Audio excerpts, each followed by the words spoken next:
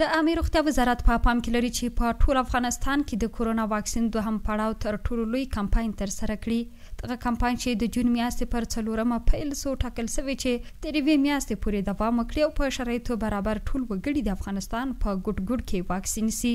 د عامه روغتیا وزارت د معلوماتو پر اساس چې دغه کمپاین به کلی په کلی د صحي مراکزو او جماعتونو لاري پر ټولو خلکو تطبیق سي.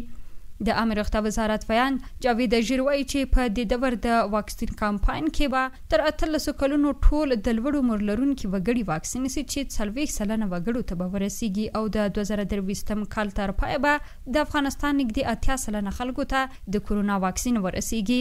د اژیر په وینا افغانستان ته رسیدلي واکسینونو ډیری برخه یې له چین هیواد څخه وارد شوې ده.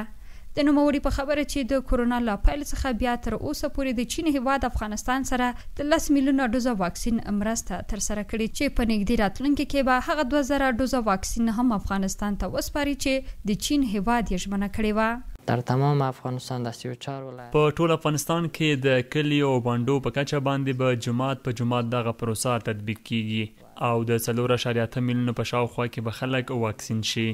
بل پلو د افغان جاپان روغتون روغتیا پالان وایي چې تیری میاشتې ته په کتو د کورونا په ناروغانو کې 80 سلنه زیاتوالی راغلی دی او کچيري عام وګړي صحي سپارښتنې په پام کې ونه نیسي نو ښایي چې دغه پیښې یو ځل بیا ډیرې سي. ډاکټر عباد الله عبادي وایي چې دوی ته هر ورځ په لسګونه د کورونا ناروغان راوړل کیږي چې په هر ورځ کې لیوه څخه نیولې تر 2 نفرو پورې د کورونا لامل مړ کیږي. ډاکټر عباد وایي سره لدی چې واکسین د ناروغي مخه نسی نیولای خو د ناروغي په وړاندې د بدن معافیت لوړوي چې بعد افغانستان هر وګړی واکسین سي سو په بدن کې د کورونا ضد انټي باډي تولید سي. در کل آمار په ټوله کې د کرونا ناروغي پیښې په تیر یو میاشت کې مخ په ډیریدو دي.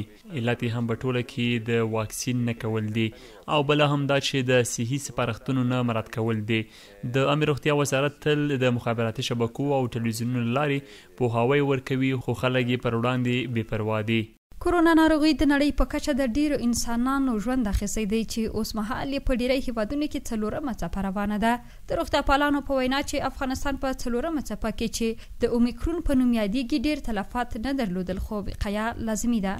مریم هوتک CMG کابل.